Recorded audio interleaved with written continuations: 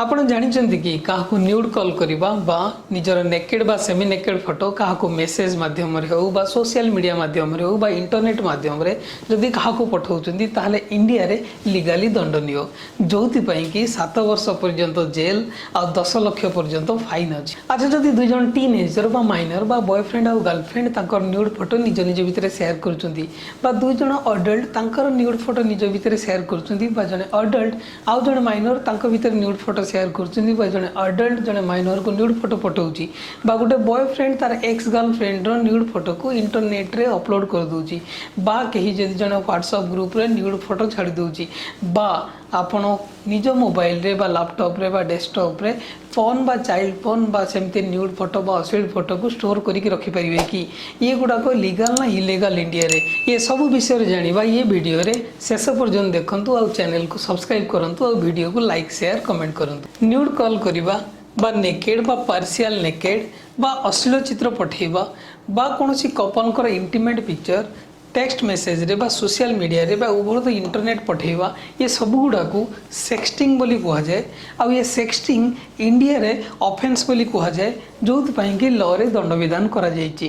Specifically जो माने 18 वर्ष रु कम जो माने ये काम बेसी करूछंती तो सेमानन पई भी दंड विधान करा जायछि। जेहेतु न्यूड कॉल करिबा बा नेकेड फोटो पठेबा इलीगल जेहेतु धरा पड़ जिवार चांसेस अछि जेहेतु ब्लैकमेल रो शिकार होवार चांसेस अछि तो सेति पई एबेकर युवपीढ़ी गोटे नुआ पंथा अनुसरण करचंदी जहा को से माने कहउचंदी सेफ सेक्सटिंग जो थिरे निज मुंह को छाड़ी की न्यूड बॉडी रो फोटो उठे के से माने निजर बॉयफ्रेंड बा गर्लफ्रेंड को पाख को पठाउचंदी आ एटा को से माने फैशन कहउचंदी एटा कोन सतर फैशन चलतु जानिबा रिपोर्ट कौन कहूँ। इंडिया रे लाटेस्ट स्टैटिस्टिकल रिपोर्ट अनुसार एमिति न्यूड कॉल फोटो वीडियो जिते लोक पठाती बा रिसीव करती भितर 80% रु अधिक होती 18 वर्ष रु कम आ जिते रहिले टीनेजर इंडिया रे भितर 40% टीनेजर यही काम लिप्त तांको भितर 22% होउचंदी झियो आ 18% होउचंदी पुओ जो माने एमितिया न्यूड कॉल फोटो वीडियो पठाती आ रिसीव करती।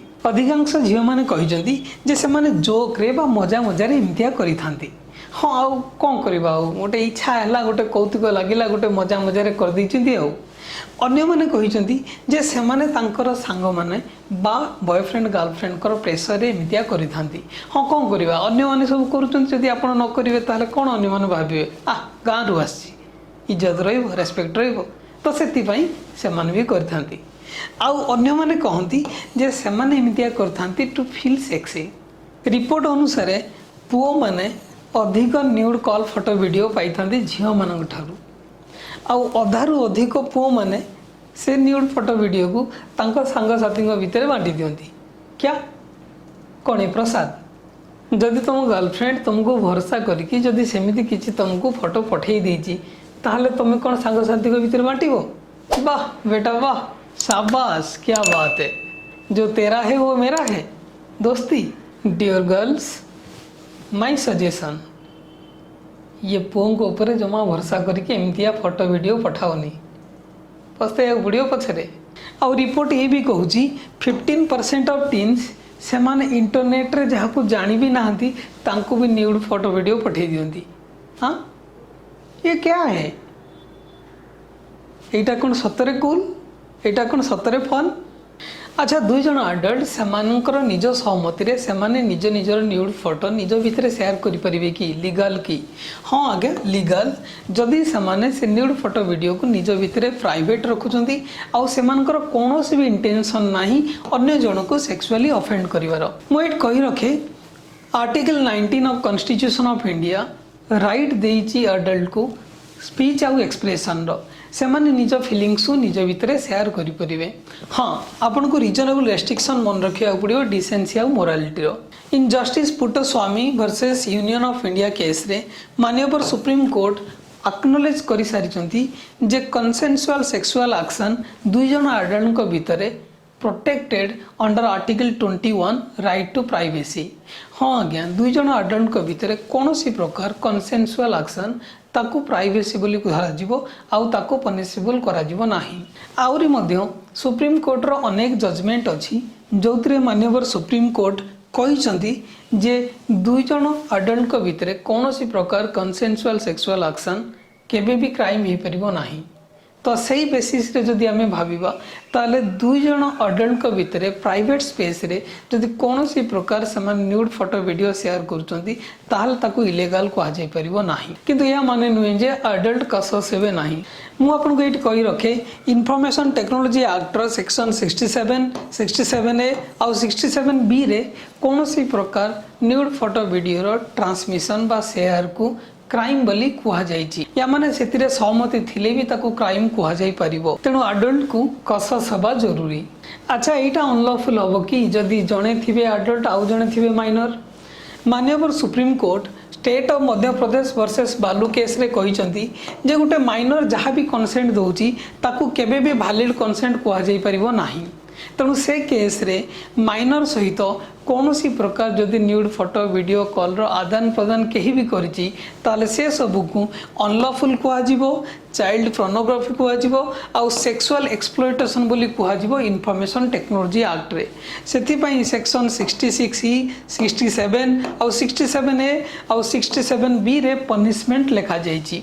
मैक्सिमम जेल जीवाकू पड़ो 7 वर्ष पर्यंत और मैक्सिमम फाइन लगी पारे 10 लाख पर्यंत। आउ ता सहित जदि कौनसी प्रकार चाइल्ड को जदि कहीं भी तार न्यूड फोटो वीडियो को कौनसी प्रकार सेक्सुअल एक्टिविटी रे यूज करुची ताहले ताको चाइल्ड पोर्नोग्राफी बोली कुहाजिबो। जोथि पई पनिशमेंट लिखा है सेक्शन 13 14 और 15 रे। तेणु एमती केस रे चाइल्ड को ही प्रोटेक्शन मिलवा जरूरी। आउ जी भी अडल्ट एमतिया करची ताकू मैक्सिमम पनिशमेंट 7 वर्ष जेल और 10 लाख फाइन पर्यंत लगी पारे।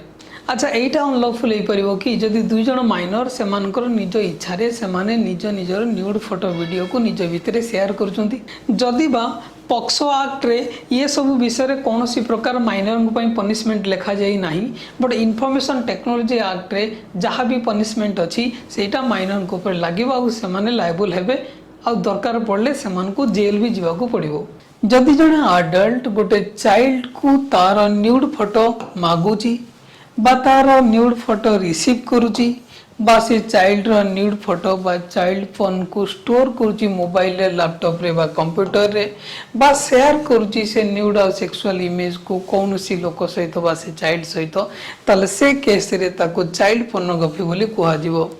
जदि जण अडल्ट तार निजर न्यूड फोटो को गोटे चाइल्ड पाखक पठाउची ता पई भी आईटी एक्ट और आईपीसी रे दंड विधान करा जाइछि। जदि जण adult unwanted nude photo video पठाउची बा कहार बिना अनुमति रे तार न्यूड फोटो वीडियो को शेयर करुची ताले से केस रे ताले ताकू सेक्सुअल हारासमेंट बोली कुहा जिवो। एठी आगो किए पठेला पछे किए पठेला किए फॉरवर्ड कला सेतिरे किछि डिफरेंस नाही। फॉरवर्ड करचंदी शेयर करचंदी माने पनिशमेंट लागिवो। मु एठी कहि रखे जदि व्हाट्सएप ग्रुप रे भी जदि के न्यूड फोटो वीडियो शेयर करुची ताले से केस रे भी ता ऊपर पनिशमेंट लागि परिवो। जदि केही भी कौनसी प्रकार भी किसी सेक्सुअल फेवर मागुची ताले ताकू भी पनिशमेंट लागिवो। एंड कौनसी प्रकार कहीं जदि काहाकू किसी पोर्नोग्राफी बा कौनसी पॉर्न वीडियो शो करूची ताले ताकू भी सेक्सुअल हारासमेंट बोली कुहा जिवो आ ता पई भी लॉ रे प्रोविजन अछि। जदि जने बॉयफ्रेंड तार एक्स गर्लफ्रेंड रो प्राइवेट फोटो बा न्यूड फोटो वीडियो को इंटरनेट रे अपलोड करूची बा का सहित शेयर करूची ताले ताकू भी पनिशमेंट मिलिवो। तबे सब केस रे पनिशमेंट लिखा जाइछि Indian panel code section 354A रे जेल जीवाकू पड़िबो 3 वर्ष रु 7 वर्ष पर्यंत ता सहित फाइन भी लागि पारे और दुईटा जाक भी ही पारे जेल आउ फाइन। सेक्सटिंग बा पोर्नोग्राफी बा सेक्सुअल हारासमेंट ये सब गुड़ाक क्राइम। ये सब क्राइम रे जने विक्टिम मानसिक और शारीरिक भाव में निर्यातित होता है। सिचुएशन आउरी वर्स ही पारे जने एक्सट्रीम स्टेप नहीं पारे जने सुइसाइड करिवा पई चिंता भी करि पारे। जदि एभली परिस्थिति का सहित भी हेची शांति रे न बसिकी से लोक को कहिबा जरूरी जे ये काम तू करना। हायर अथॉरिटी को ये विषय इनफॉरमेशन दवा जरूरी। लीगल एक्शन जदि दरकार ता भी नवा जरूरी। कौनसी भी वे रे याकू स्टॉप करिवा जरूरी। एभली केस रे साहसी होवा जरूरी और स्ट्रांग होवा जरूरी। मु भाबुची ये वीडियो रे बहुत सारी इनफॉरमेशन आपन मिली थिबो। जदि ये वीडियो टी भल लागि थिबो ताले प्लीज लाइक करंतु शेयर करंतु और चैनल को सब्सक्राइब करंतु। मु तुमको मोहालिक आज पई एतिकी। नमस्कार। जय जगन्नाथ।